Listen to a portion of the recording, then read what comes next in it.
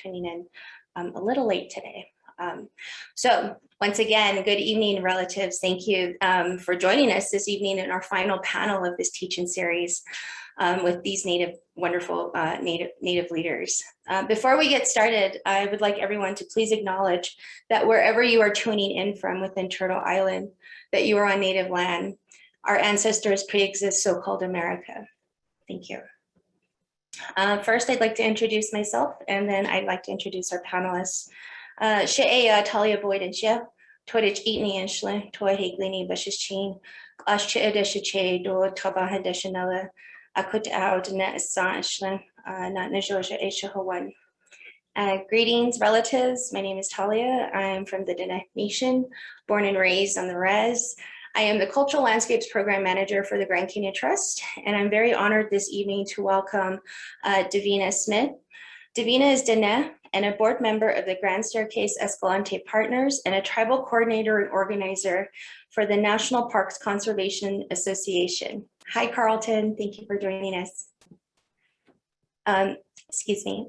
She's also a co-founding member of Women of Bears Ears. Her personal mission is to advocate for Native families and preserve and protect the cultural and natural resources of ancestral Native American lands. She currently serves as the Vice President of IndigiCan and the Chief Executive Officer of Hesea Native Initiatives, LLC. I hope I said that right. Davina, thank you so much for being here with us this evening. Next, I would like to welcome Ms. Regina Lopez-Whiteskunk, who was born and raised in southwestern Colorado and is a member of the Ute Mountain Ute tribe of Towak. In 2013, she was elected to serve as a member of the Ute Mountain Ute Tribal Council. She is a former co-chair for the Bears Ears Intertribal Coalition and education director for the Ute Mountain Ute Museum in Montrose. Regina currently serves on the Telluride Institute Board, Torrey House Press Board, the Southwest Utah Wilderness Alliance, Great Board's Council of Advisors, and an advisor to the Women of Bears Ears. And recently joined the staff of the Montezuma Land Conservancy as the cross-cultural program manager. Thank you so much for joining us, Regina. Next, I'd like to welcome Mr. Carleton Bowekaty. Carlton is the Lieutenant Governor for the Pueblo of Zuni and is a representative for the Bears Ears Intertribal Coalition. He is a U.S. Army infantry veteran who served 3 tours in Iraq and was awarded the Meritorious Service Medal and Army Commendation Medal and the Iraq Campaign Medal. Excuse me, I'm tripping on my words here. Thank you all for joining us this evening. I'm very honored to have all our wonderful Native leaders and panelists this evening who have done tremendous work, again, around both Bears Ears and Grand Staircase National Monuments. And so this evening, and just to provide a little context, we will be talking about envisioning futures for both the Bears Ears and the Grand Staircase Escalante National Monuments. And so tonight we bring together the many learnings and lessons of the past month to discuss how tribal consultation is playing out in the context of both of the monuments as we wait on the restoration and the expansion of the national monuments. Also, what forms of consultation and co-management might be realized in these spaces. We close out our teaching series with deep appreciation to all the many individuals doing the outstanding work across the board to incorporate meaningful consultation and to incorporate the tribe's voices and our values and our rights when it comes to land use and land management practices. So thank you all for joining us this evening. And I'm very excited again to dive into this discussion this evening.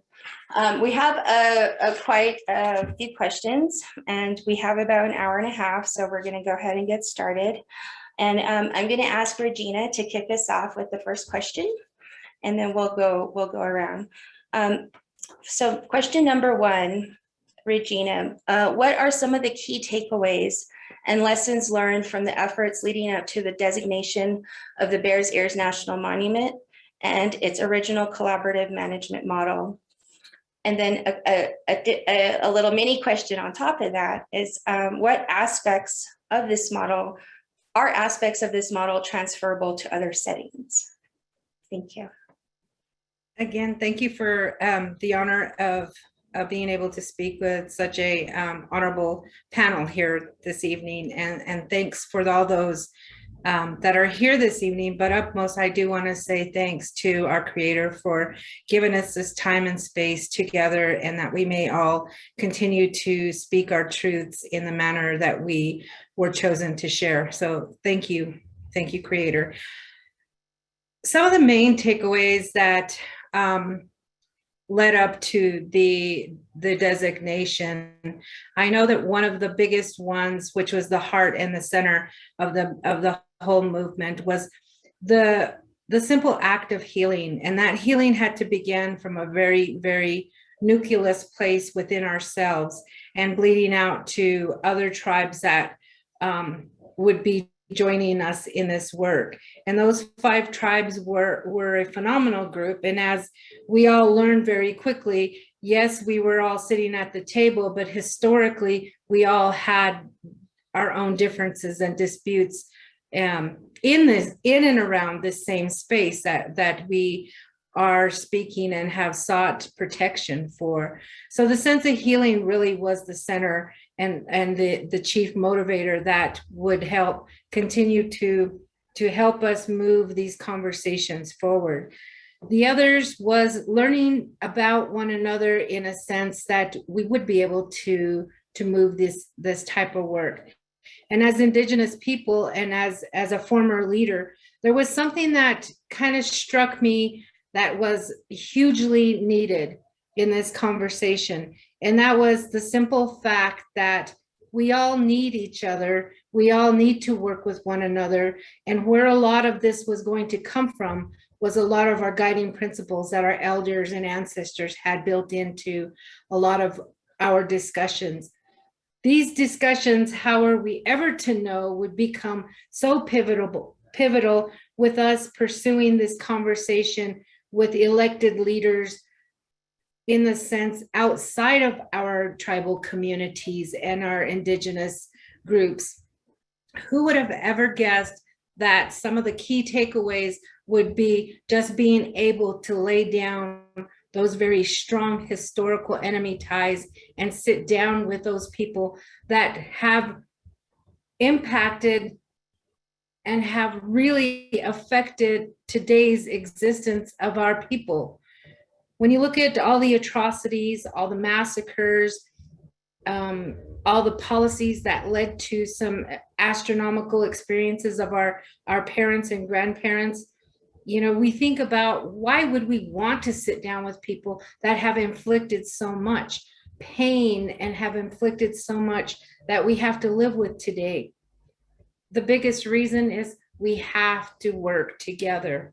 As something that my grandmother always impressed upon me was, no matter how you feel about another person, somewhere down the road, you are going to have to need them in conversation, in negotiation, and in support. And so one of the things that I think many of us learn very quickly is that we have to learn to forgive ourselves so that we can forgive others and move past all of the atrocities and the pain that have been historically inflicted upon our people. And now we are put on a curve, a huge learning curve of learning systems of the federal government, learning about historical policies that led us through these systems. How do we maneuver them? And how do we take an inventory of federal policies and put them into a tool bag that we can begin to pull from, and as Indigenous people can learn to use these same types of tools to help protect and continue to have us, or allow us to have access to these sacred and important sites. So some very key basic elements were taken from the original movement for Bears Ears. So I think that one of the things that, what was the other question, Talia, on top of the? What are aspects of this model transferable to other settings? Yes. I think every aspect of that, learning to forgive of oneself so that we can forgive of others, can help us maneuver a lot of the many different relationships. And as we see today within even our nation here, we are a diverse group of people, a diverse population. We do need to figure out how to forgive so that we can forgive others and move forward into a more gracious time and learn to maneuver even the systems that are impacting us on the front of even the pandemic. So I think that there's a lot of what we've done that we based upon our traditional and guiding principles of our people really are so basic that anybody could pick them up and utilize them in a good way. Absolutely. And that's the beauty of the tribes coming together with around Bears Ears, right? It was, I mean, this was really one of the first times tribes had come together and really buried the hatchet, so to speak, right? And put aside a lot of this historical tension because we understood that our values across Indian country were very similar as far as sacred land protection, as far as revitalizing our cultural identity, and knowing that we have these traditional knowledge systems that really benefit the natural world, right? And as Indigenous peoples, we hold that knowledge and that power. And so we do have that responsibility as stewards. And I think that's something that also resonates across Indian country, is that we all have that responsibility, and we see that, you know, as we do our work. And so this is something that I absolutely appreciate from the Bears Ears tribes that came together and really set an example, and for the rest of us to really understand where the healing needs to happen too, right? Like you said, that was the biggest I think goal, and one of the goals that continue to lead the work is that healing is needs to happen, right? And it's a continuing healing that needs to happen. Thank you very much, Regina. That was very insightful. I want to go ahead and switch gears, and I want to switch over to Carlton. Carlton, what are some of the current challenges to meaningful tribal engagement at Bears Ears and Grand Staircase? And what changes occurred with regard to Bears Ears collaborative management model during the Trump administration? Thank you.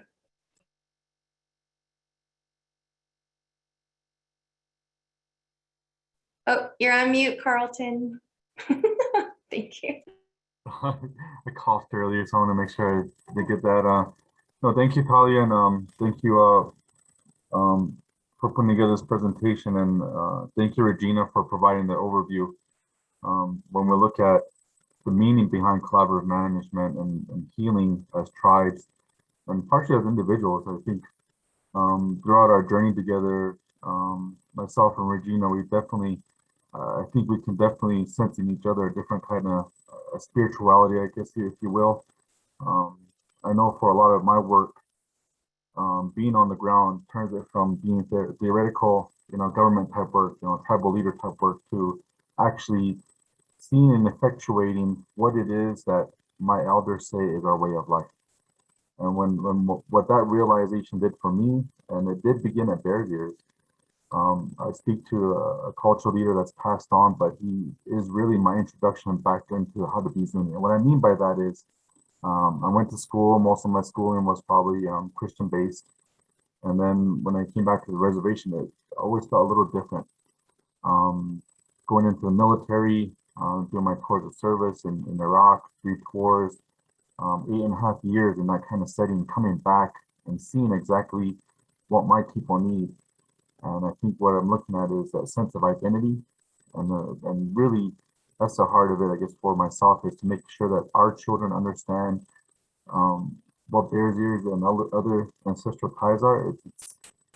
It's they are the existence of what our elders wanted, to be able to not only exist and survive something like COVID, but to try to effectuate our language and our ways of life, even with the hardships of modern day, right? So when we look at the challenges that we face as the Bears Ears Commission under President Obama, when the Bears Ears National Monument was created under President Obama's proclamation, they did create the Bears Ears Commission. And the Bears Ears Commission was identified to work with the federal agencies on what the collaborative management should look like. And in that process, we always saw the need to have tribal tools. As coalition, have our own tools, so that way, as it states in the proclamation, that whether it's the Bears Ears Commission, that there will be a comparable entity that could take over that position if, for whatever reason, it became dissolved.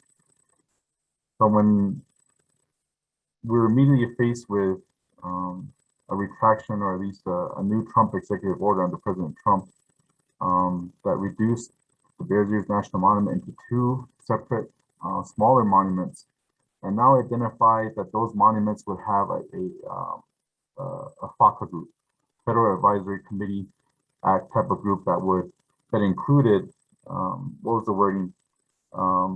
Two persons of tribal interest. Now you have an entity, Bears Ears Coalition, Bears Ears Commission, comprised of 5 sovereign governments and their appointees, whether they're elected officials like myself or whether they're nominated and appointed by the Navajo Nation president. We have Mr. Hank Stevens, as well as a couple individuals from the Navajo Nation that are appointed to serve in that capacity. And in that regards, that was really, I think, an attack on what we were trying to accomplish. We go from a healing aspect and being able to speak about collaborative management to being on the defensive posture and having to go into litigation mode. That immediately put, a lot of barriers, put a lot of advocacy. I guess when we look at governments and we're looking at litigation, we're always trying to be careful. And what we had on the benefit on our side was, of course, the strength of our voice, and the fact that we had already laid this out in our proposal. The things that we speak to are not new. The things that we try to speak to and continue to advocate for are embedded within our proclamation of President Obama. So some of the things that we continue to work for are still there. We just had to take a different form. And what I mean by that is when the Bears Ears Commission became under threat under a new Trump proclamation, we reverted back to the Bears Ears Intertribal Coalition, where we as sovereign governments could retain our tribal sovereignty and continue to work on advocating for this landscape we know collectively of Bears Ears National Monument. For Zuni, we have a different name for it. We call it Fishline Queen, Pi'an Yala, the Blue Mountains to the north. But collectively, because we joined this effort, we recognize Bears Ears as that rallying call, if you will. So in that regards, those are what we kind of identify as our own cultural sensitive, our own cultural healing within the coalition.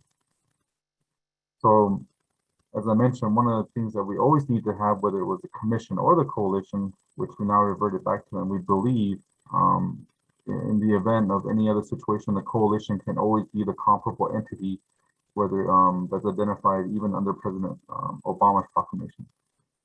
So one of the things that we've had to pivot to, but not necessarily change our focus, was having a land management plan, tools that could allow us to continue to advocate for those ways of life that we are elected to protect. So that's a small glimpse of how Regina's comments on the foundation of our healing really continues to be our foundation, because if we don't have that, we would have been split.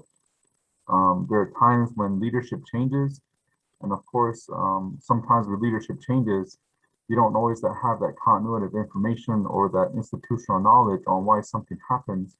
So sometimes even among tribal leaders, we do have in our own education moments, if you will, with other tribal leaders to explain to them why this fight is important and why their presence should be continued to be maintained with the coalition.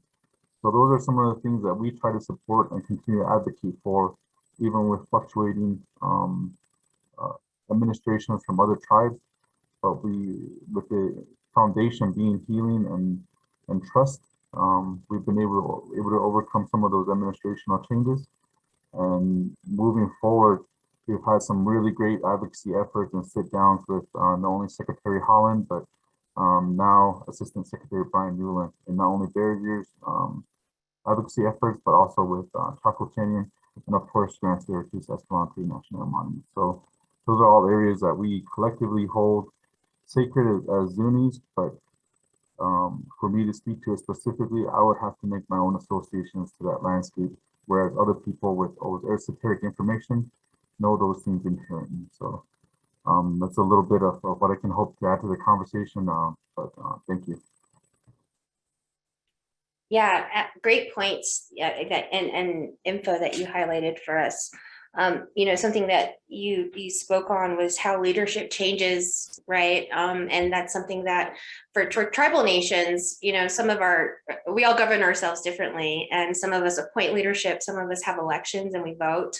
And some elections are every year, or appointments are every year, and some of them are every 2 or 4 years.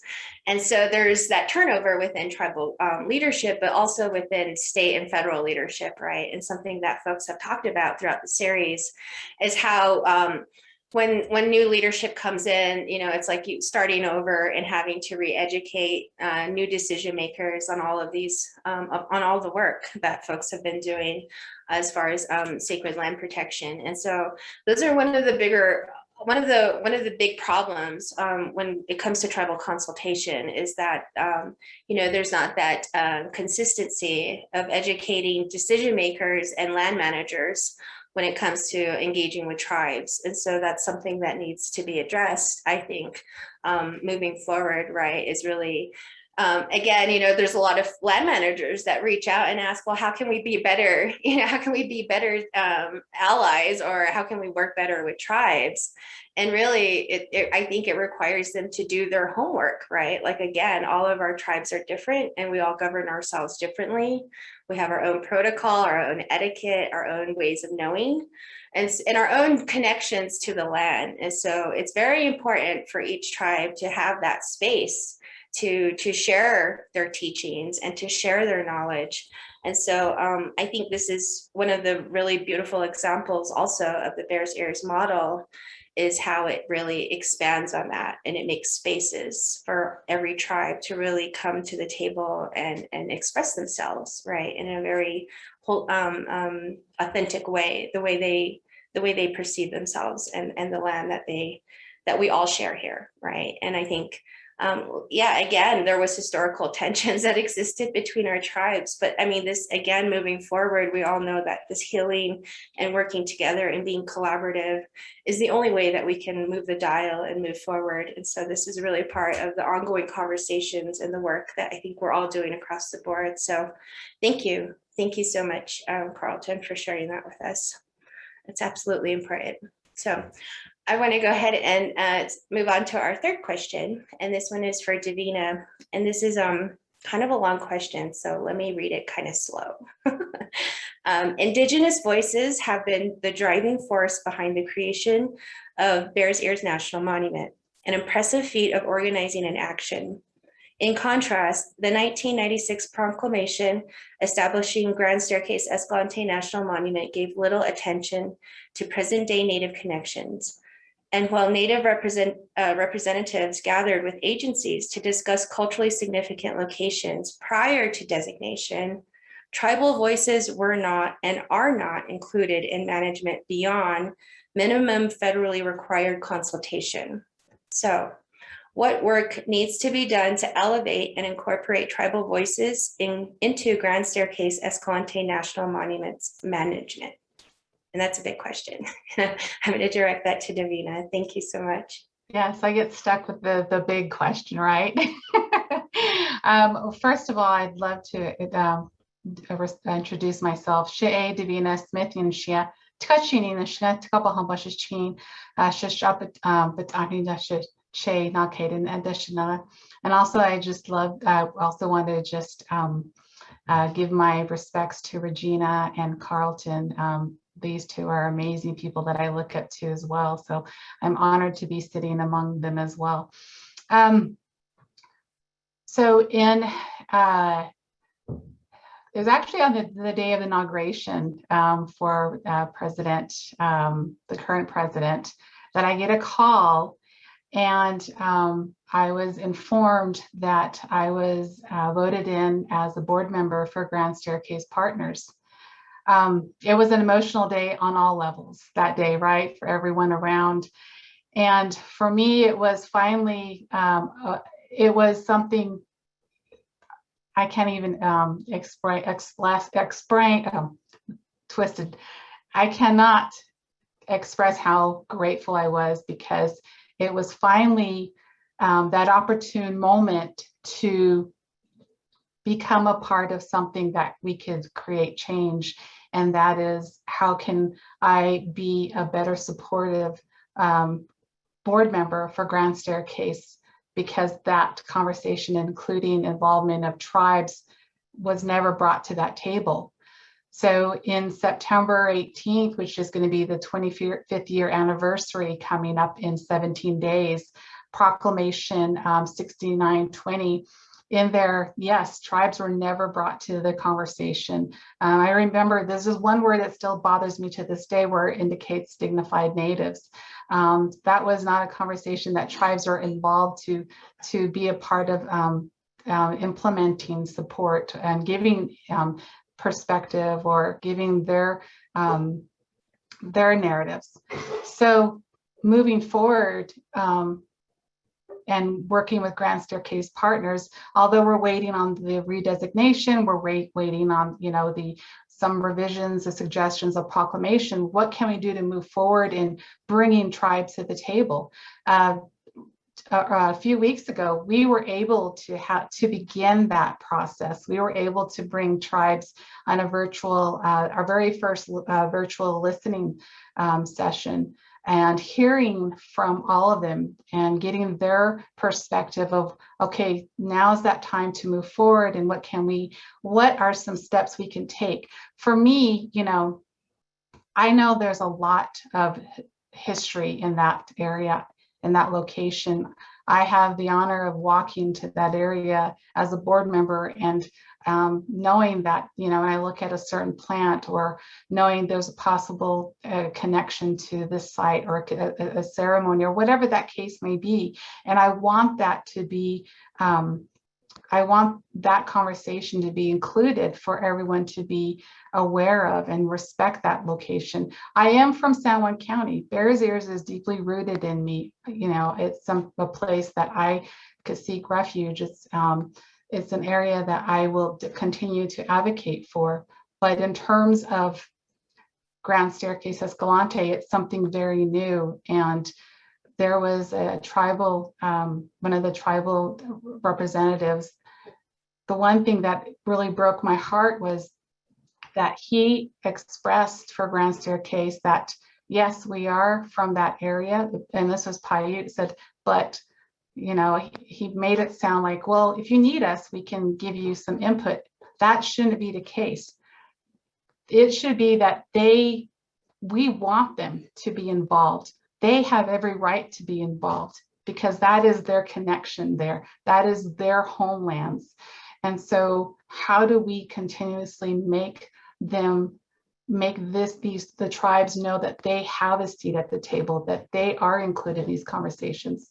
And that is just going to take steps. It's going to take a number of conversations, but I'm just grateful that we are moving in that direction to include these conversations in that area, because I feel we need a balance across the board, across Southern Utah, from east to west.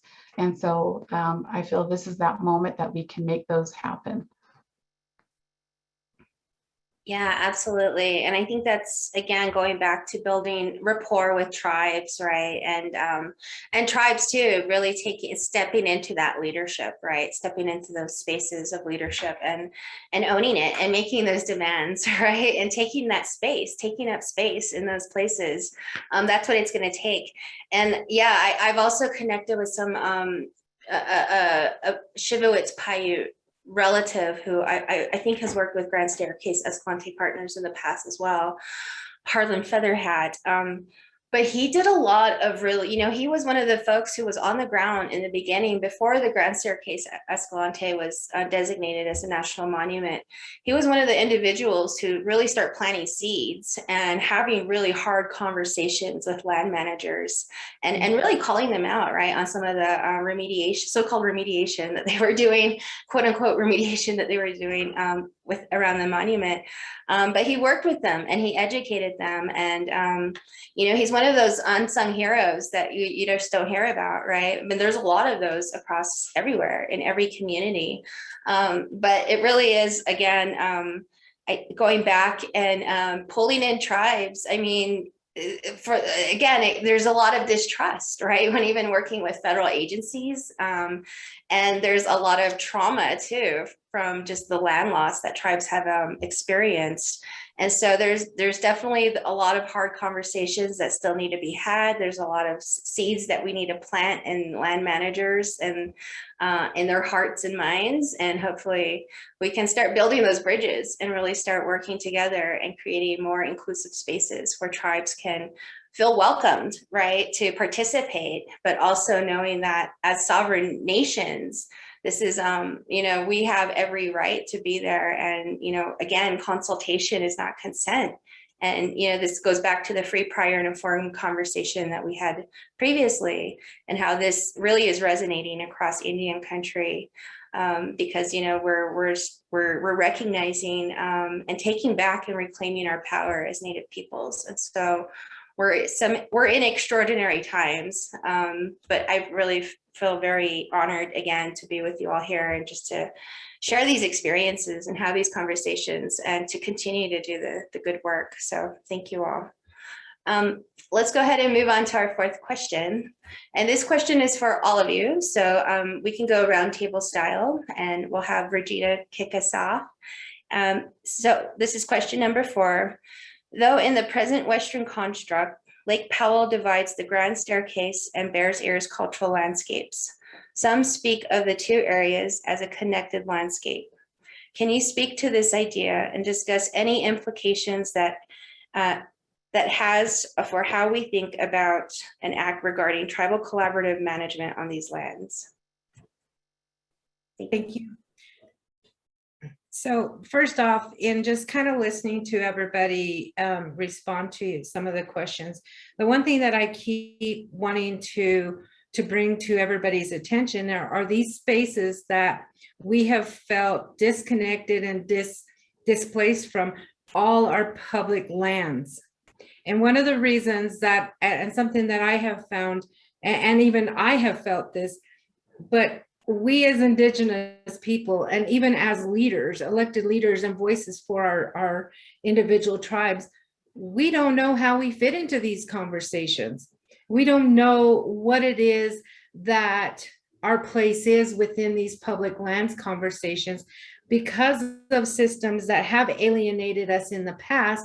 We are trying to maneuver our way to get to know these systems that by certain laws and even that may even trigger certain procedures that would include more of the tribes that might be geographically closely located to these places, sometimes still get left out of those conversations. And why do we do this? Part of it is that the lack of education for the tribal leaders really hasn't been there. So within even our educational systems, we're just known to be located on the currently established reservations that we're all located on, and anything beyond that, in a way, we've always been told we don't have a place and we don't have voice, or we don't have any business to be speaking about all those areas. And I say that because often during the time when we were seeking the designation and the protection of the landscape of Bears Ears, I was specifically told by elected leaders of Utah that I was a resident from Colorado and I had no business dealing with Utah business. Not knowing that Indigenous people have roamed these lands for many, many generations. We've done things that have tied us our language, our culture, our ceremonies to this land, right down to how we fed and supported our families. So we ask ourselves, how do we get to a different point? We almost have to re-educate ourselves. We have to figure out ways to educate our leaders, but even more so, educate the elected leaders that are outside of those reservation boundaries. Help educate conservation groups, nonprofits, about what those relationships could look like. How do we insert ourselves into those collaborative management procedures, establishing and figuring out how do we create this? Because that is exactly what we're going to be doing. We're trying to create those spaces. Ironically, we're also finding ourselves and finding our voices, when really, in all essence, we've all been raised to have that voice and to speak for all that which cannot speak for itself. But now we have to learn to share that with people outside of our people and other indigenous native tribes in and around the area. We have to bring each other along rather than trying to get in a front to lead. We need to bring one another along to create those spaces and to teach one another, because really, when it comes down to it, collaborative management, when you look at the canyon walls and you look at the diverse groupings of people who left their marks behind, it has been done. We're relearning. This was not one language that was put on these walls. It was many people from many time periods. But if you look at that, some of that information that is on those walls, it could speak about waterways. It could speak about the wild game trails. It could speak and have recorded events, traumas that have occurred within the people and with one another as different indigenous groups. So really, collaboratively speaking, we've had it. We just need to reawaken it, and we need to share it with those who might not know about it. How do we do that? One step at a time and together. Beautiful. Thank you, Regina. That was excellent. Thank you so much. Davina, can I go ahead and shoot it over to you next? Thank you. I definitely have to agree with Regina in the work that we do. For me, I've never wanted to see lines. I mean, I think my first impact of seeing that division was in 1974 when HPL was implemented. And my grandmother, the late Catherine Smith, was a part of the Navajo resistors. She would communicate with Hopi, you know, and we'd go to Kotskomovi, and then there was this line, this division that was created, and there was then this mindset of, oh no, you're on my land now, and from there it developed. And the one thing that I hear in my work that I always try and implement and keep that mindset is that this land, Mother Earth, is not for us to own. We are all here to take care of her. But also we're here to bring that awareness, or to advocate, or to unite in that aspect. So the work that I do, whether it's Bears Ears and the lands between, or Grand Staircase, my hope is that, as Regina said, it's one step at a time, but working together to unite and to help. Like for Diné people, we can be very stingy and feel like, oh well, you know what? There's history. We used to fight with that tribe, and you know, just like I heard, like we fought with Ute. And I'm like, wait, well, I have some relatives that are Ute, you know, and so it's like we get along now. We can joke, you know, but we need to continue and break down that historical past. We are all here. We all have to work together, because we're against a bigger barrier, and that's the national government. That's the federal government.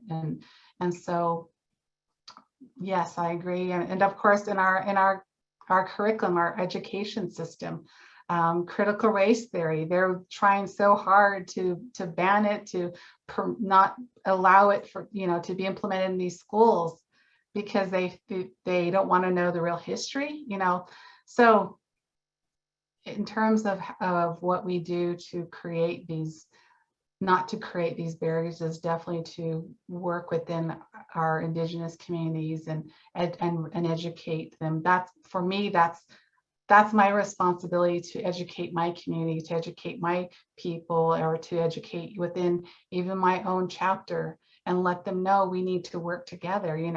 What is about? It's we work together, balance and harmony. If we don't have that, then we may as well be defeated. So. Yeah, excellent. Thank you, Davina. No, you hit on a lot of really good points too. Critical race theory, that's something we talked about in our last session as well.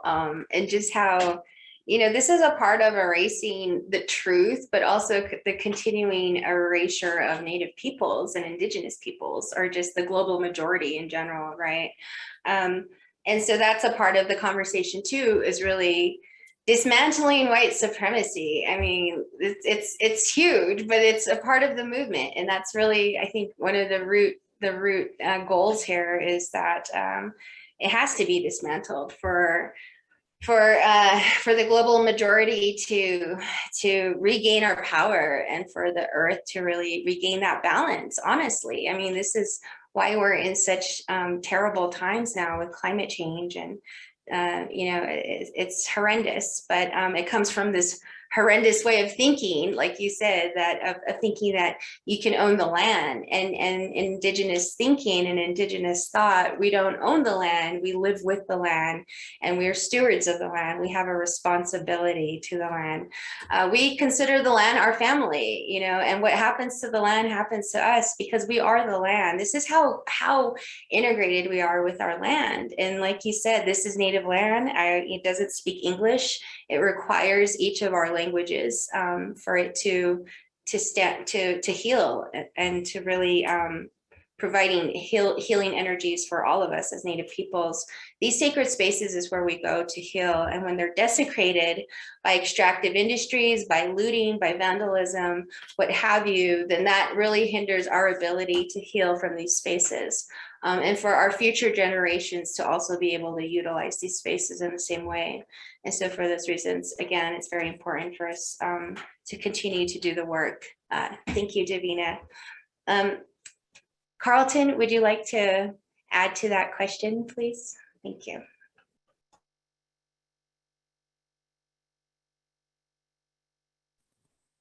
I really like Regina's comment about, what is expected of a tribal leader when they show up to a consultation meeting.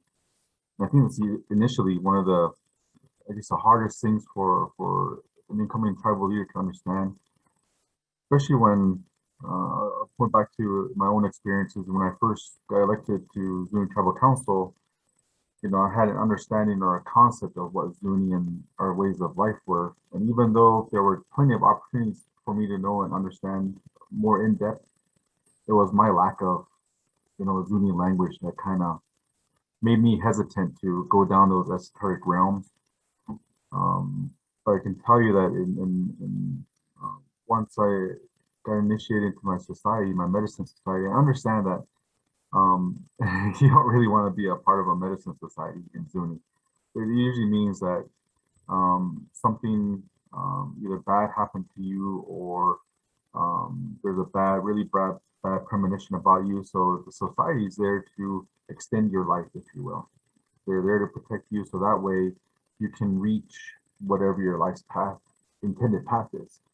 I mean, of course, there's going to be trials and tribulations, but intent is, if you dedicate your life to bettering yourself, you will reach the end of your path in some form or fashion. So when I'm looking at that and the knowledge that I've gained from that, I'm still not sure if, what I put out forth when I show up for a tribal consultation is but I do know I will speak to these exact same things and the importance of why this information is important.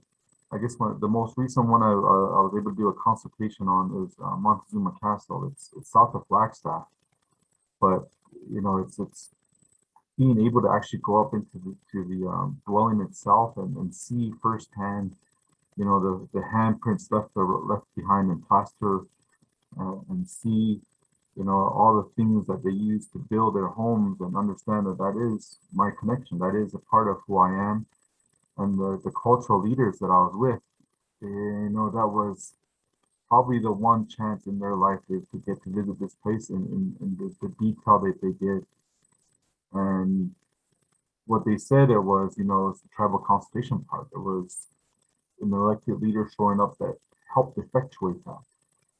And being a part of it and learning and sharing not only my own experiences, but learning and hearing from my own cultural leaders, that was irreplaceable.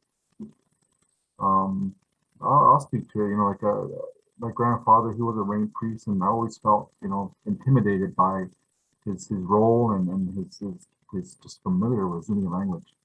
I sat down with him once and asked him to do a prayer for me, and I thought, he's gonna tell me to come back. He's got to think about it.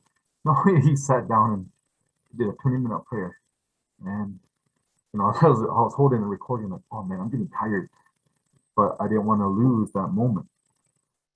There are definitely other people like that on a reservation, and they can't be bothered. And what I mean by that is their whole focus is on ensuring the safety and well-being of Mother Earth and the world. And they elect people like me to take on that role and take on the headaches of interacting with the federal government. So what I can say is that each time I've gone to those locations, I've learned a little bit more, and it's given my cultural leaders that opportunity to learn even more and share with me and do that organic sharing of traditional knowledge. That is the intended purpose of what we're trying to effectuate, right? Not only the protection and preservation of traditional cultural knowledge, but the continuation of it. I didn't understand what it meant, when my society leader said, I want you to know the songs because I want you to sing it the same way 100 years from now. Our society should be able to do that. And so those are some of the challenges that, despite some of the things that we face, I feel that's the role of elected leadership, is to make sure that those consultations happen, so that way the practitioners can continue to learn and effectuate what their what their way of life is. And so in the same doing,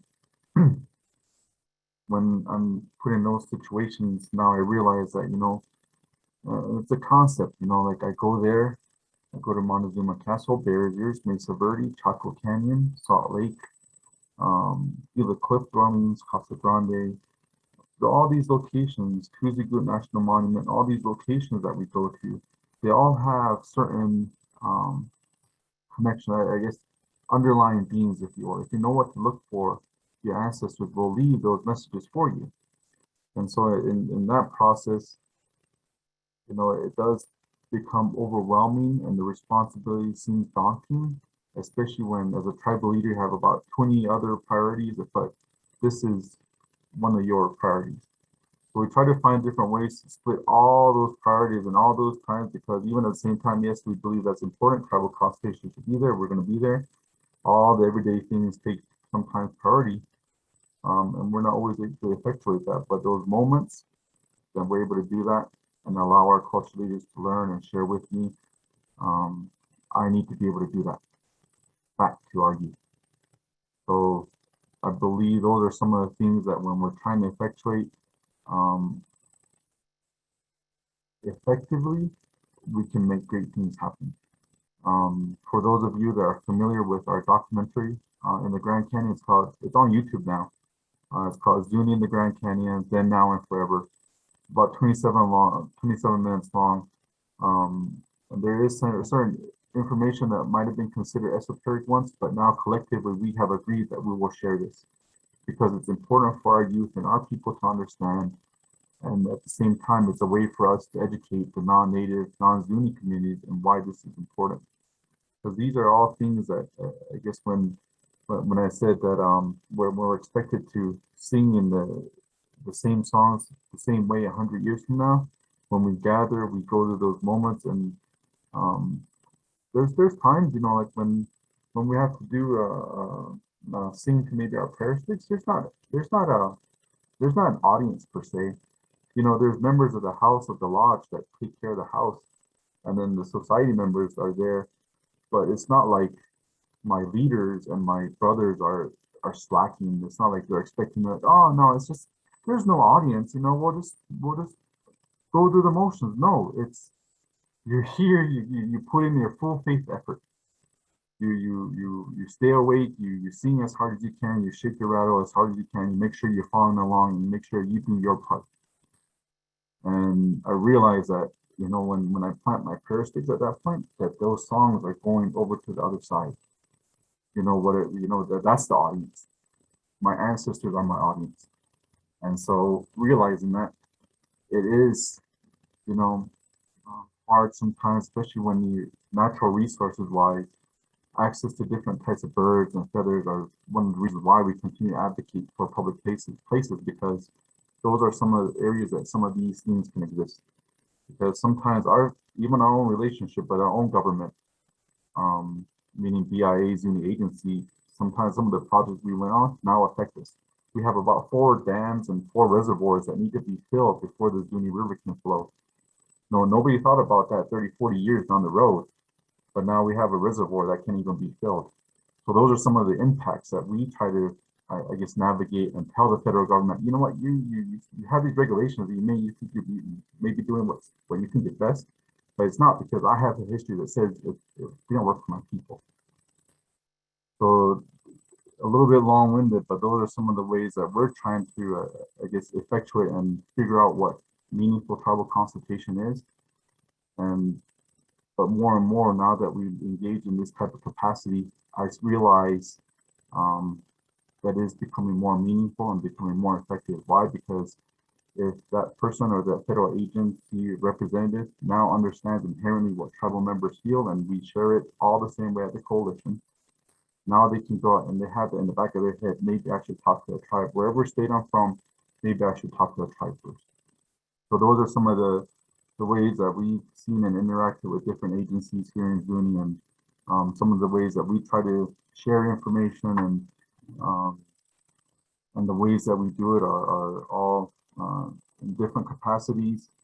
And there's so much Zuni information, and I'm just glad that I have cultural leaders that are willing to share and impart with me certain information, because in order for me to get the full picture of Zuni, I probably need to be part of a whole bunch of different societies, and I don't think I have enough feathers for those prayer sticks. So, but that's a small, again, I guess I'm trying to be concise in all the different ways that we were challenged in how to advocate for these places. But that's my contribution to that question. Yeah, wow. Thank you so much, Carlton. You hit on a lot of really great points too. The fact that our cultural leaders are already, inundated with their own responsibilities as knowledge keepers, right? And that they don't have the capacity sometimes to get out and teach others about what this piece of land means to us, right, or to the tribe, or to the community. And there's protocol and etiquette that goes into that, right? And so it's different for every tribe too. So that's something that we have to understand. And this is the beauty, again, of all of our traditional knowledge and all of our traditional knowledge systems. They're very unique. Very unique. And we have the spiritual traditional knowledge keepers that have a tremendous responsibility to pass on this knowledge. And it's difficult. There's a lot of it's very complex in how that transmission of traditional knowledge occurs or is implemented. And that's another thing that one of the dynamics that comes up when we're trying to get our peoples out into the land and reconnect with our sacred landscapes, or even to identify where our sacred landscapes are within so-called public lands, right?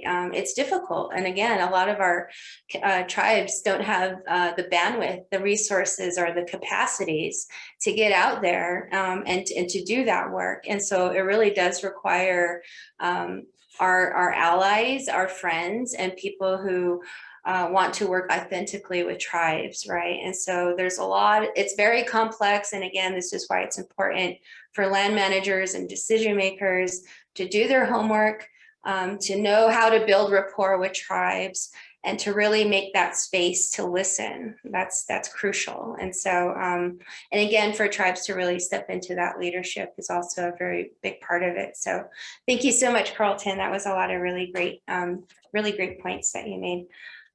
Let's go ahead and move on to our fifth question. And this is, again, for all of our panelists, and we'll kind of go round table style like we just did. So let's go ahead and kick off the fifth question. Throughout the past several weeks, our panelists have discussed the promises and limitations of existing laws and policies, such as free, prior, and informed consent, tribal sovereignty, and frameworks such as rights of nature and land back. Can you share examples of how these could be utilized specifically within the context of protecting and stewarding the Colorado Plateau? And we'll go ahead and start with Regina. Thank you. Wow, you got some wonderful questions here. You know, I think for me, something that I have experienced in several different places, and it's interesting that I would have come from being an elected leader and serving in such an honorable capacity with the coalition, and then turn around, and that led me to move on to going to pursue my education and finish up my master's degree, but also to join a land conservancy group here in southwestern Colorado. And one of the things that I have learned and have kind of felt a little odd, and I do want to tell everybody this: if you feel uncomfortable, then there's work being done. If you feel like nothing is moving and you don't feel like your resources are being tapped within yourself, then I would start to ask questions. If we are not uncomfortable, we are not doing any work. We are not moving any needles in any direction, good or bad. So that I want to say first off. And then secondly is, what a lot of people need to understand is when past policies were put together in the best interest, specifically of federally recognized tribes, not always did our leaders understand that, especially prior to, I would say, even as late as the mid 70s, maybe early 80s. Some of our leaders were very, very traditional in the fact that they spoke their languages. And when they spoke their languages, they spoke it in their tribal chambers. So when the agencies were coming to a lot of the tribal groups, some of that language was getting lost in interpretation.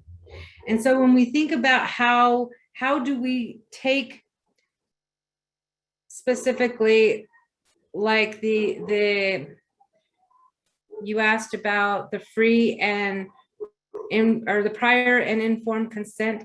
I don't know that any of my leaders could even say that they've had any real encounters with that, or had even thought about having any discussion beyond what is starting to pop up today.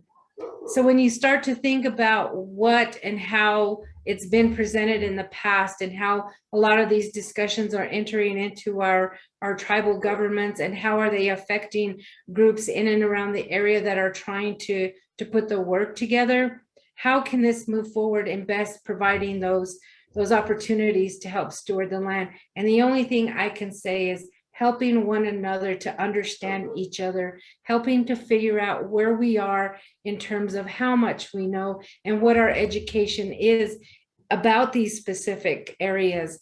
I can honestly say that tribal sovereignty, just because the tribes will continue to say it is our right to do certain things based on the fact that it's our tribal, it's our sovereign right. That doesn't mean that the federal agencies are always going to entirely understand what that means, or our federally elected leaders into the national level and even at the state level. My experience is there is so much that we don't understand, and how we use them both ways is so sometimes disconnected, but sometimes is lost in interpretation.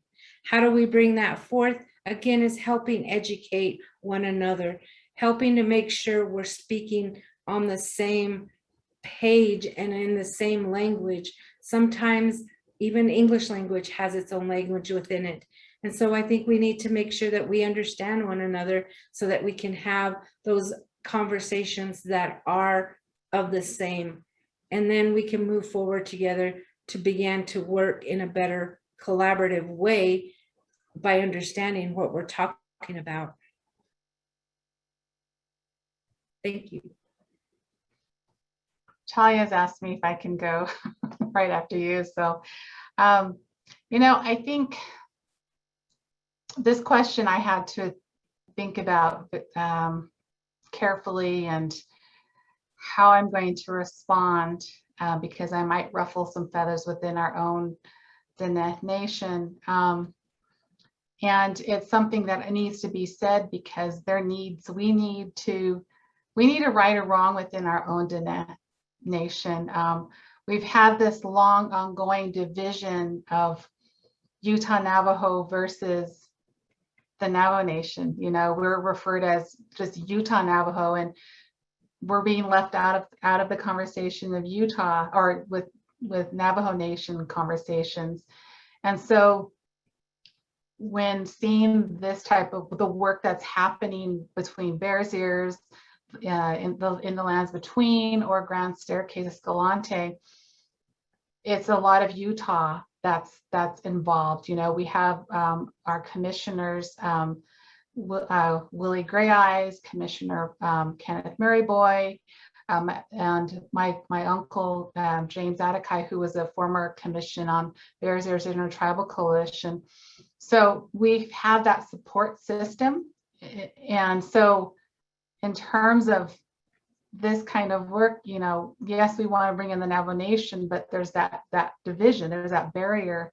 And so we do seek a lot of support from the Navajo Nation president, but how well enough do we know that we can continue with, support of getting that support in terms of free, prior, informed consent or tribal sovereignty? So that's a question that I'm still, it's a good question, but I don't know how we can continue to move that forward when we're having those issues within our own tribe. Hopefully that makes sense. Yeah, absolutely. I mean, there's a lot of dynamics too within the organizing, even within tribal communities, right? And that's something that we have to navigate. And there is that discomfort. Yeah, I really appreciate Regina bringing that up, because it's a part of the work, and it is out there, right? So thank you guys for touching on that. And those are really, really important. Carlton, would you like to add to that? Yes, thank you. When we look at free and prior and informed consent, throughout the Southwest, tribes have always had that issue. We're not seen as, for a while, we're seen as a resource, right? As that's we fell under the Department of Interior. When we looked at, I guess that aspect of it, when were we identified as people? When did we start getting those rights back? And I guess it's always been difficult throughout the Southwest, mainly because we had different interactions with different European governments at first. So when we look at Pueblos and Pueblo nations, we look at our first European contact being the Spanish. And even though we, of course, had our issues with them, their manifest destiny, more or less, was to claim land for Catholicism, and and eventually souls. So when we looked at the establishment of missions throughout the Southwest, eventually it became not only a fight for souls and resources, but also a way to secure Spanish route to California. You could travel up to Mexico, Arizona, to eventually make your way to California, while at the same time maintaining certain connections to your resources. So from that point on, we've always been privy to what other people say we should be practicing. You know, we had to remove a lot of our shrines. We've had to move a lot of our practices underground, and literally underground, meaning there's within the old Zuni village, there's certain hatchways and certain areas you can go down into really the old parts of the village where there's even still the old T-shaped doorways. So those are still apartments and buildings that exist even under modern Zuni today. So those are, and people will say that when the Spanish were really around, that they could hear singing down in those lower chambers, meaning people were going down and meeting in certain locations to continue our way of life. So when we look at prior and informed consent, we were never allowed that. And throughout the Smithsonian Institute's excursions throughout the Southwest, a lot of them were really disrespectful in how they gathered information. I mean, they were very very blunt. They would basically camp out in someone's house until they got the answers they needed. You know, we have, and of course, at certain times we allowed them to I guess, into our way of life, and even then there was the betrayal. You know, the classic example is Frank Hamilton Cushing. You know, he became one of our Bow Priest members, society members, but at the same time, in the end, he still went to the Smithsonian and created kachinas and replications of deities that we hold sacred. So we still have those issues, and it's hard, especially understanding that, you know, when my job in the military was dealing with classified information, and we understood that once classified information got out of top secret channels into what's called open source, meaning the regular internet, you can't take that back. It's very hard to limit access and control to that type of information once it gets out into the internet. So those are some of the ways that we're trying to identify, I guess, copyright laws and reel back some of the information. I want to real quick respond to a question that I saw Robin Cascade. She was asking, can panelists share their perspectives related to when and how they believe sharing knowledge is beneficial to protecting Mother Earth, and when it feels too much of a risk or exposure of the sacred, given a history of disregard, betrayal, abuse, and appropriation by white settlers. So I guess when we look at that, what we've experienced here in Zuni and what I have as my library is all the different Section 106 and compliance reports we've done in different projects. And I guess that's where our issue is. The government can say, oh, there's this project, but they won't pay for the in-between, you know, right? So yes, this location is very similar to this location, but why don't you make that connection? I guess that goes back to the Grand Staircase and the Bears Ears connection. You know, we see it as one landscape. We see it as one cultural landscape, but the government always sees it as, well, no, that's private land, that's BLM land, that's Forest Service, that's state land, that's Utah, that's Arizona, whatever the case may be. So those are some of the issues that we see. And so when we share some of this information, some of it has been clear and vetted. Most recently, what we've done with the Bears Ears Land Management Plan is when I sat down with my cultural leaders and we went over the report, basically almost line by line, you know, they said, we know this isn't going to answer every question every question for you, but these are your guiding principles. These are what you will always have to guide you.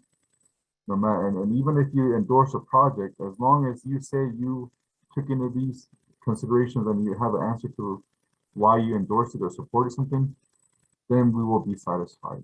Meaning, what I asked them for was, what do you need me to say? And they say, we need you to say this all the time. So here's your guiding principles. And so now that I have those guiding principles, which also include very crucial elements of not only cultural and the understanding of our history, But they did it in a way that can be shared, not only just really, not just for the federal government or whatever agency is asking for it, but for me, for myself and to our tribal leaders that are always asking them, hey, what do we do with this? What do we do with this? Okay, here is your guiding principle. You need to know this so that way, whenever you come and speak to the federal agency on any of these components, here is your guiding principles. Here are your marching orders. So that is a tool that I now have that I can utilize to share why Zuni is important in any different aspect. And so when we share this information, we always feel, and you'll find it across many tribal nations and many tribal leaders, they want to see you face to face. They want to see you interact with them. Why? Because I need to know, are you listening to me, or are you just taking this information and saying okay and nodding your head so that way you can go back to your boss and say, yeah, I did my part, and they seem really interested. Or, okay, we have a long going issue, we're going to develop something and we're going to make sure that we include you at every step of the way. You know, those are some of the things that we always ask for. We may not always get it, but that is the intent, and that is basically my marching orders. So those are some of the things that we share and how we try to share it, but it's all about the audience. If you continue to show up and you continue to show me that you are worth sharing this information, you will have access to certain information that I don't know how to explain it. It's worth it. You know, when I mentioned is tribal consultation becoming more meaningful, I say it is. Why? Because my cultural leaders are saying it is. They're telling me that, you know what, your presence allows us to do some things that we weren't able to do before.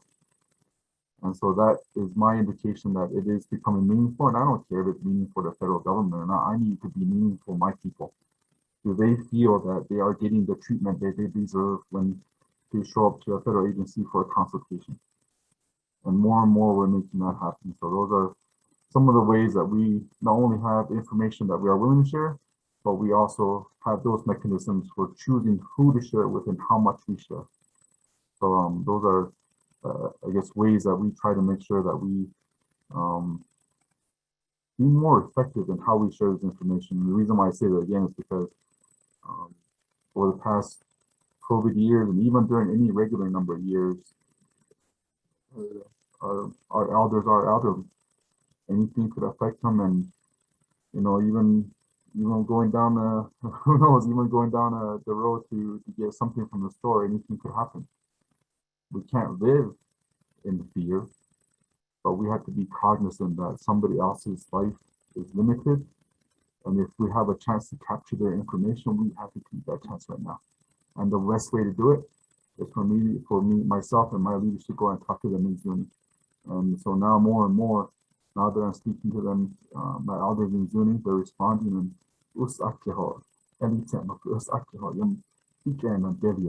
that's how I've become peaceful, and that's how I add to, I guess, my heart's feelings, I guess, in dealing with this, because it is stressful, of course. You're gonna have those moments when you don't feel you have anybody to talk to, but it's when I'm speaking to my elders, and it's not really just about words, it's just about how are they feeling, and they're responding to me, and they're proud to talk to me. That's what gives me that, I guess, that motivation to continue. Like, let's put my personal feelings aside. Somebody else is expecting something from me. So, thank you. Yeah, that is beautiful and powerful. Thank you, Carlton. There's so much there. You know, I think across everything that you all have shared was really hitting on free, prior, informed consent, right? And that's why it resonates within Indian country so much right now, is because we do want that that knowledge ahead of time, right? We want to be able to see these people in person. And you were absolutely right in how Native peoples we want to meet in person. We prefer that, right? We want these land managers to come meet us where we're at, come to our communities and meet us where we're at. And no bogus phone calls, no, little ad in the newspaper saying you're having a public meeting for public comment or whatnot.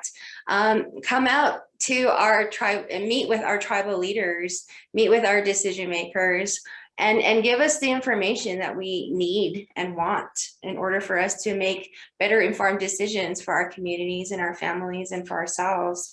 And so that's really what it goes back to, right? And all in all, it really is like human rights. We all have the right to clean water, land, and air, and this is really a big part of it. And having access to our cultural, spiritual, sacred places, so we can heal ourselves. This is absolutely a part of it. And so thank you all for sharing those wonderful perspectives. And you guys touched on a lot of really great points. We have about 10 minutes. I have one more question, and then I want to try to get to some of the questions in the Q&A. So thank you, Carlton, for answering Robin's question. There's another one. Let's go ahead and try to answer these questions here. How do we understand BIPOC or racialized people in relationship with Indigenous peoples and the land we are on that is obviously not our own? Would anybody like to try to answer that? It's the first question on the top. And I think I see Davina wanting to. What? It really put me on this. I was just smiling. Oh gosh. Sorry, repeat the question again, because Okay. How do we understand BIPOC or racialized people in relationship with Indigenous peoples and the land we are on that is obviously not our own? You know, I had to step out of the box in a sense to say, in terms of visiting an area that I have no connection to, but in knowing that it is Indigenous land. And a few months ago, I had the opportunity to travel to Atlanta, and I hiked Stone Mountain. That location, it was intense. You know, it was like basically a 12 on the treadmill and your incline. And as I was on top, it was so emotional. Knowing I know that place is a sacred place of what was then homelands to Oklahoma or to Cherokee and other tribes. But of course, during the Indian Removal Act, they were forcibly relocated to Oklahoma. And so how, you know, and I was among some non-native. I was actually with some black friends of mine who invited me. And so as we were on top, you know, I was talking about the location. I said how they're, you know, just talking about Indigenous connections. And they wanted to know, why is it so important for me to be connected to Bears Ears? Like, what does that feel like? Because one person, oh, I'm gonna get emotional here, because she said, I don't have that connection. I was forcibly taken from my homeland, my motherland in Africa. So I don't have no connection, you know? So what is that? I want to know what that feels like for you here. Give me that experience in Bears Ears or Grand Staircase, or even where your umbilical cord is buried in Minot Valley. You know, you talk about, as a Diné woman, when a baby's umbilical cord falls off, your mother immediately buries it to Mother Earth. What does that feel like? Because I don't know what that feels like. And, you know, I can only give my perspective. I can only share my story. That is what we do, you know, to hold space for those that, as she explained, doesn't have connection. That's what she's feeling. But I said, of course you do. You know, despite what has happened, you have connection. Again, Mother Earth is not for us to own. The land is not. It's for all of us. And so it was a powerful conversation, and that is my message. That's my ongoing message to today. That's why I share that. I can only share my perspective, but that's what I want to bring for everyone around that's non-native, that's BIPOC, that they are connected to Mother Earth. So. Thank you so much for sharing that, Davina. Yeah, absolutely. You know, Indigenous peoples and the global majority, we understand and that it's in our blood memory, I think, right? I mean, this knowledge has been passed down through oral history and blood memory. So I think it's within all of us. And it really is just, I think, getting back into the land and making those reconnections with the natural world. And that, yeah, thank you for sharing that, because there are spaces here within our tribal homelands that are meant for that healing specifically. So, you know, for all of us, we're sharing this land now. And so that includes what happens to the land is also impacting our relatives who are non-native, right? And I think we're all seeing that now with climate change, and people's eyes are opening and they're starting to understand what Native peoples have been talking about for the longest time, right? And the red flags that we've been trying to show people all along. And so thank you for sharing that, Davina.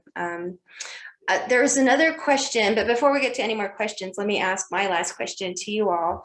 And this is question 6. If you were to look forward a few generations and your ideal future for the Bears Ears and Grand Staircase regions had been realized, what would it look like?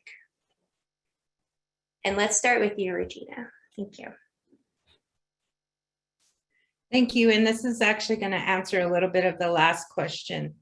And it's something that I've had the honor of helping to provide a little guidance to. And it's kind of funny because I think I'm still a baby in response to a lot of the ladies, or I should say the women of Bears Ears, the voices of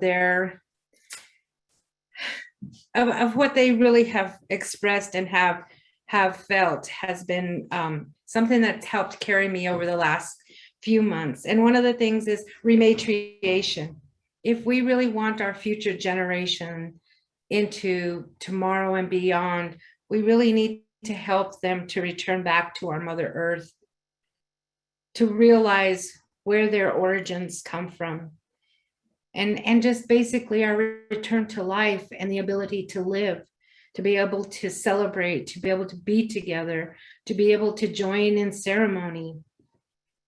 You know, one of the things that a lot of our Indigenous people worldwide have is they have their societies, they have their individual groups that are closely tied to specific cultural events and doings. And that's something that the women have really talked about, and it has deeply impressed upon them. And that's to help to lead the next generations to restoring some of that balance, the values, the honor, and helping to build those leaders that are going to be up and coming, speaking for this. How do we do this? We keep supporting the families. We keep singing our songs, and we keep talking. We talk amongst each other. We talk to each other. We help support each other through difficult times.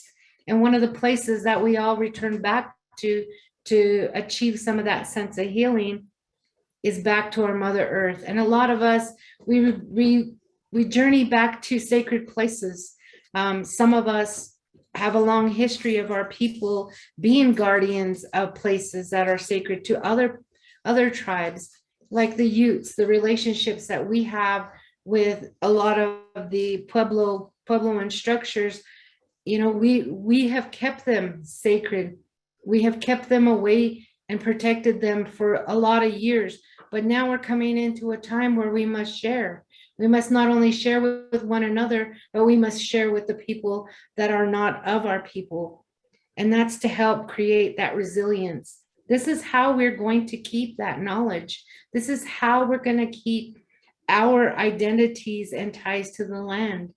And with everything reimagined in the policies and seeing what collaborative management may look like and what it could lead to, it'll lead to a better way, but it'll help us secure our ties to the land just the same way that our ancestors and our grandparents have done long ago. And we'll keep it together. We'll share with one another, and we'll keep going down this road and revisiting places like Bears Ears, helping other Indigenous people realize they do have a place in conversation to continue to share and regain those ties and reestablish those ties. We can help those in and around Grand Staircase to be reconnected. That's how we'll lead into tomorrow together. Thank you. Thank you, Regina. Davina, would you like to add to that question? Gosh, Regina just said it so eloquently, and everything that, gosh, that I definitely look forward to that perspective. What I can add is that, you know, the work that we do right now and looking forward a few generations, unity is just, that's what I see. We can't do this on our own. That's why we need to continue to work together. Regina mentioned something about being in these groups. You know, for me, being among women of Bears Ears, it's such a healing moment, because I get to hear their perspectives of their stories from their tribes, and it just gives me so much more hope, and it gives me rejuvenation. It gives me a charge. As a Diné, we're from a matrilineal society, and it reminds me that my first plan is Tkachini, and I can carry that on for future generations. You know, like maybe a few years, like Davina, you know, remember Davina Smith? I was like, yeah, you know, just I'm a part of that conversation, but I say that about my grandmother and my grandmother before her. So I think the most important thing is that we break down these barriers of these divisions that our colonizers have implemented. And so I can't even, I don't know what else to say. I'm just grateful to be on here. Thank you, Davina. Thank you so much. Carlton, would you like to add to that last question?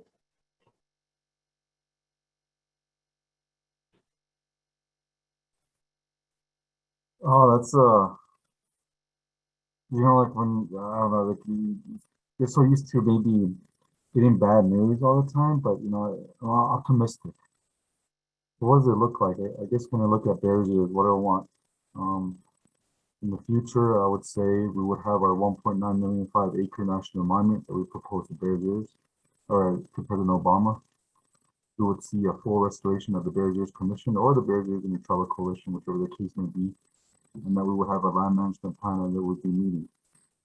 One of the things that I would also imagine that I would have already done, or at least a tribal leader would have done in my capacity, was share some of this information with the youth.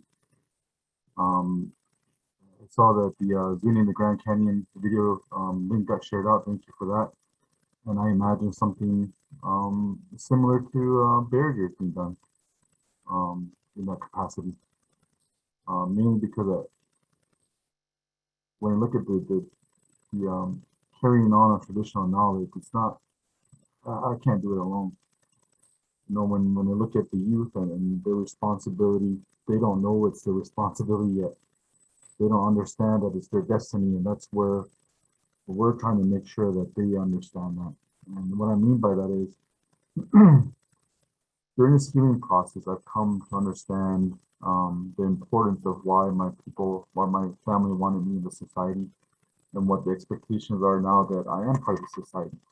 It's a lifelong obligation that you just can't put aside. And so when I look at that and I look at the acceptance of that, and now that I understand what all of that entails, I have the rest of my life to try to effectuate that way of life. I have a goal, I guess.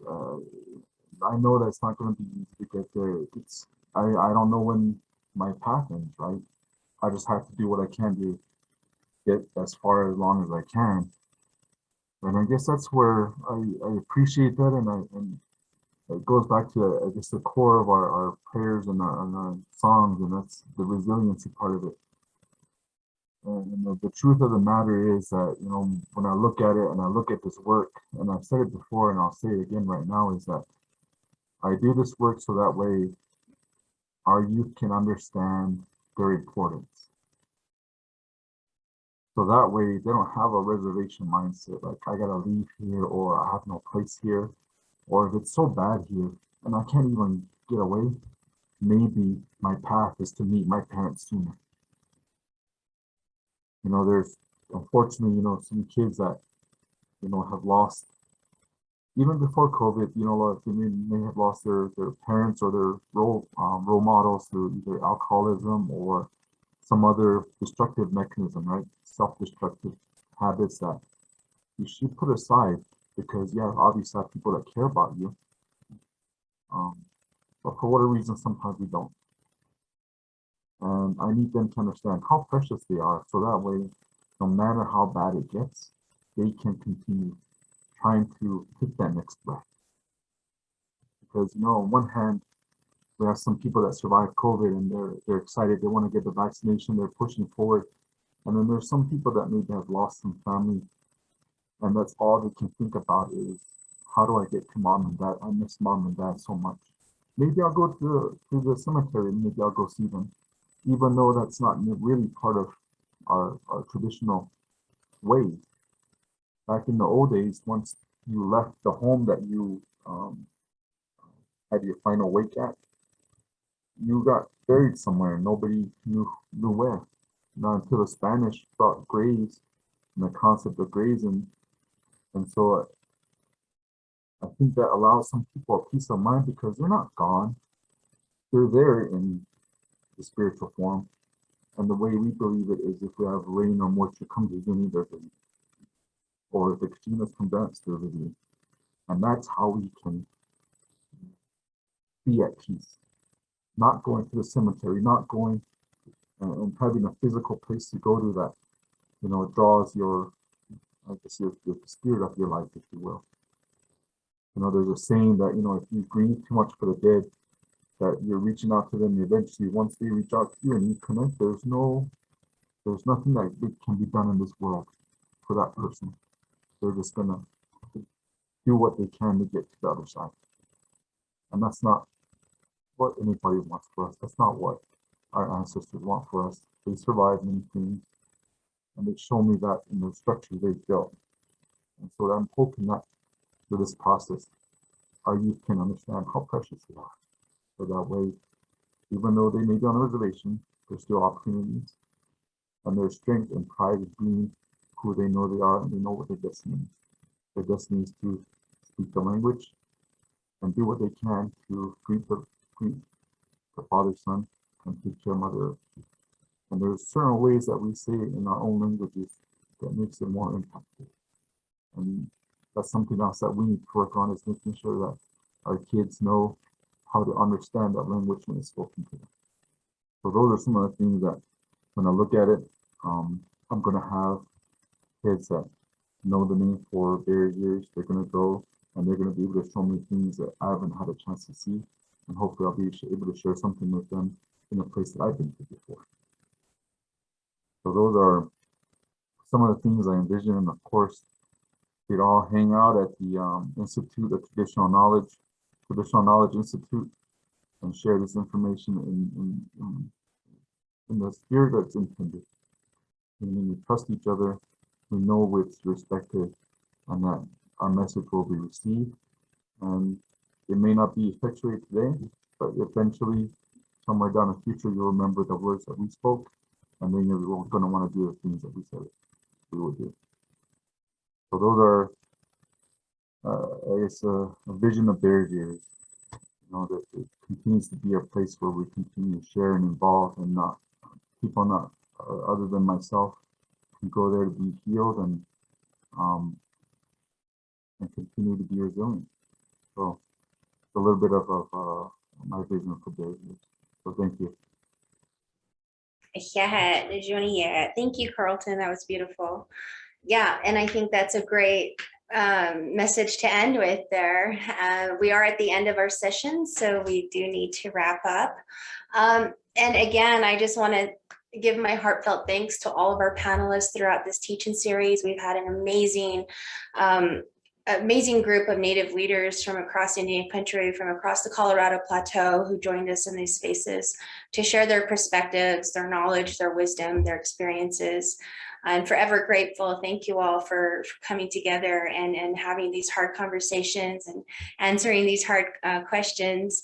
And just real quickly, there was someone who asked, how do we feel about the Umatilla tribal leader, Chuck Sams, who was nominated as the National Park Service Director? How will this impact relationships with parks and monuments for tribes? Well, hopefully it'll be good, right? As a native person coming in and to this tremendous position, you know, National Park Service is one of those agencies that is very much a part of tribal consultation, right? And they need to do better. And it's great that we have a Native person in that position who can hopefully elevate and amplify the aspirations, the ideas, the needs of all of our tribal communities. And so I'll share that much for now. But yeah, I think it's great. And it's a good move for Indian country. So we're going to go ahead and wrap up. I would like to close with a couple of quotes, just because I couldn't just pick one for this finale. So let me go ahead and read off a couple of quotes to close this out. Is it better to have less thunder in the mouth and more lightning in the hand? This is from the Apache tribe. And then here's a few more. The Holy Land is everywhere. This is from Black Elk. I have seen that in any great undertaking, it is not enough for a man to depend simply upon himself. This is from Teton Sioux tribe. And just a couple more. We will leave known forever by the tracks we leave. This is from the Dakota tribe. All who have died are equal. And this is from the Comanche people. And one more. All dreams spin out from the same web. This is from our Hopi relatives. Thank you all so much for joining us in this wonderful teaching series. Again, I'd like to honor and just say thank you to all of our beautiful, wonderful panelists and leaders throughout this series. And I look forward to another series in the future and bringing back another amazing group of Native leaders. So thank you everybody for your support. And I look forward to doing the good work and fighting the good fight with all of you. So thank you very much. And thank you for tuning in. If you would like to view any of the recordings, please visit Grand Canyon Trust YouTube channel or else the Grand Staircase Escalante Partners YouTube channel. You can also go to our websites and visit the videos there, and please share them. They're hopefully going to be an educational tool for all. So thank you all for tuning in again, and take good care. Have a great evening. Thank you all. Take good care.